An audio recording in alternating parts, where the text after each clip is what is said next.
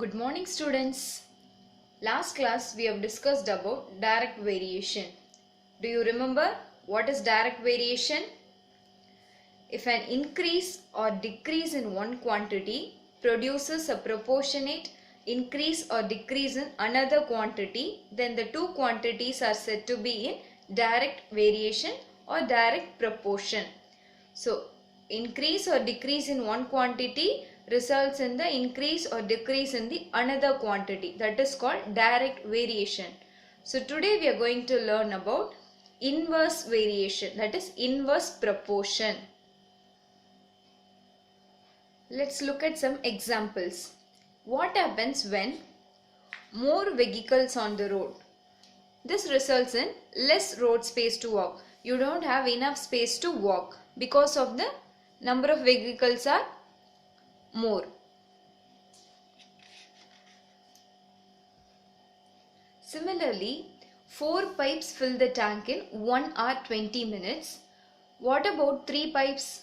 3 pipes of the same type will fill the tank in 1 hour 36 minutes. So if the number of pipes are decreased, the time taken will be increased.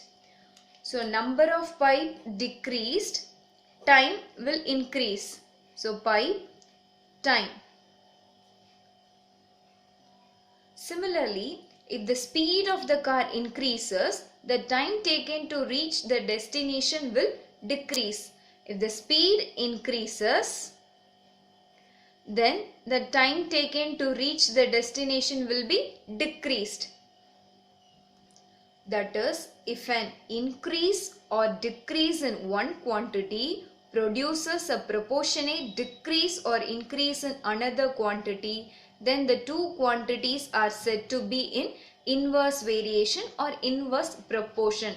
That is, increase produces decrease in the other quantity, or else decrease produces increase in other quantity. This one is called inverse variation. If two quantities vary inversely, their product is constant. That is, x and y is equal to constant, some value k. Is it clear? That is, if an increase or decrease in one quantity produces a proportionate decrease or increase in another quantity, then the two quantities are said to be in inverse variation. That is, increase in one product produces decrease in another. Decrease in one quantity produces increase in the other quantity. This one is called inverse variation. Now let's do exercise problem. Exercise 4.2. Second question. Read the question. 6 pumps are required to fill a water sump in 1 hour 30 minutes. How many pumps? 6 pumps are required to fill a water sump in 1 hour 30 minutes. What will be the time taken to fill the sump if one pump is switched off? So totally 6 pumps. One pump switched off means 6 minus 1, you will get 5 pumps. So you have to find the time taken to fill the sump if one pump is switched off. So first write number of pumps and time in minutes. Time in minutes. Convert hour into minutes. How many hour equal to 60 minutes? So 1 hour equal to 60 minutes. So 60 plus 30, I'll get 90 minutes. So 6 pumps, 90 minutes. They asked to find the time taken to fill the sump if one pump is switched off. That is, if 5 pumps are there, you have to find the time taken to fill the sump. Is it clear? So 6, 90 minutes, 5 you have to find. So I am writing this as x.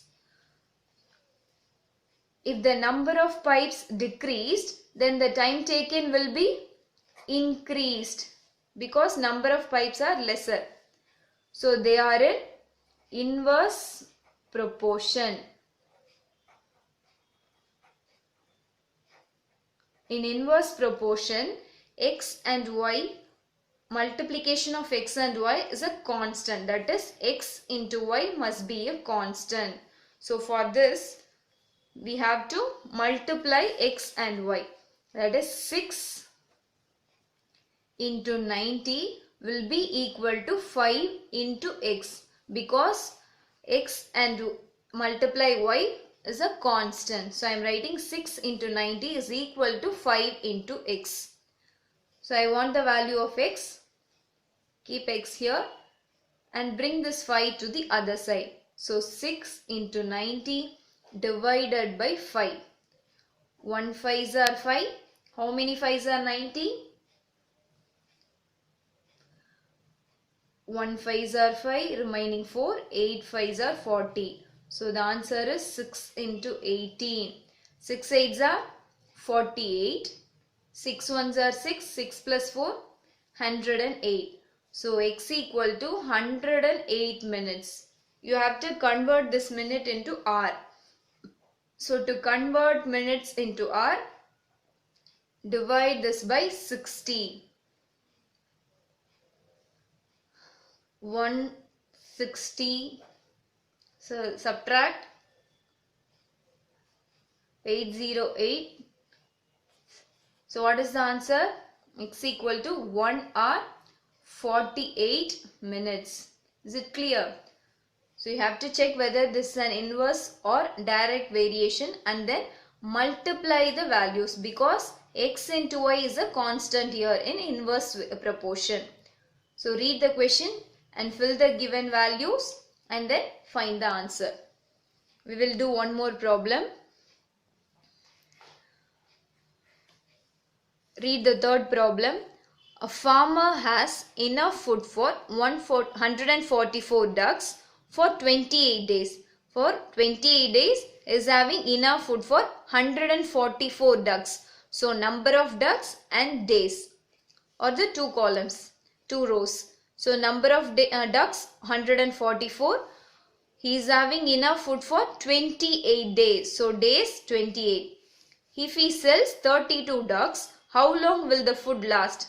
So he sold 32 ducks. So subtract 144 and 32. You will get 112. So remaining ducks are 112. So he is asking to find how long will the food last. So you have to find the number of days. So I am writing that as x.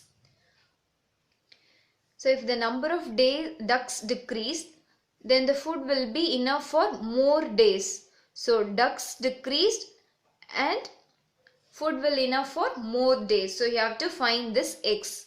So they are in inverse proportion. That is inverse variation or inverse proportion. In inverse proportion, x into y is a constant. That is, number of ducks into days is a constant value. So I am writing 144 into 28 will be equal to 112 into x.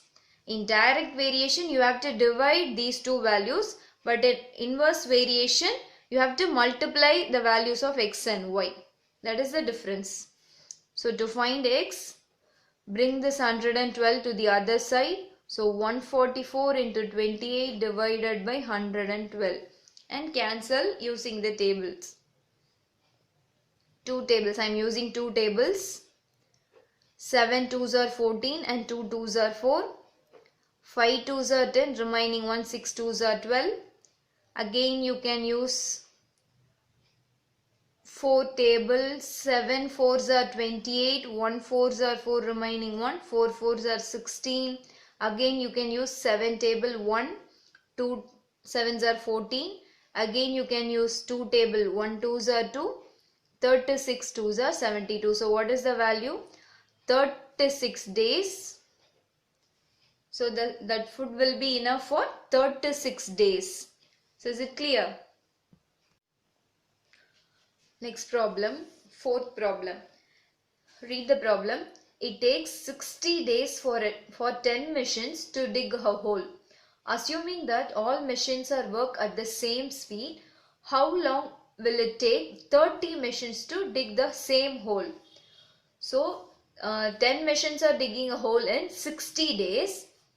You have to find how long will it take 30 machines to dig the same hole.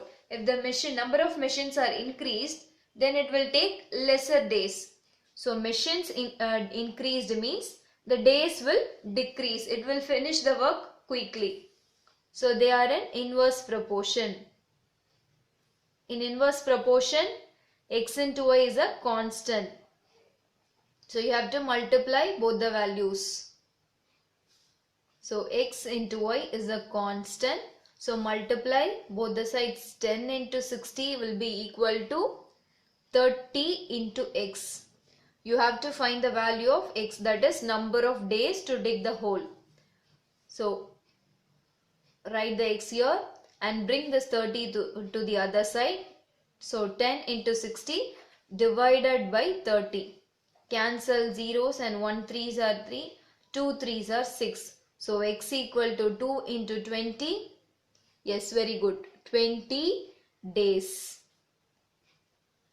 So 30 machines can dig a hole in 20 days. So if the number of machines increase, the time taken will be less. Is it clear?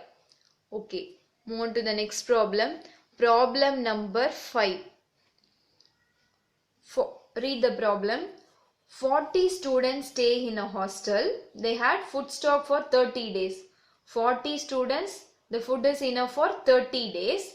If the students are doubled, so number of students 40, they have food enough for 30 days. So 40, 30, and then if the students are doubled, double means 40 plus 40 you will get 80.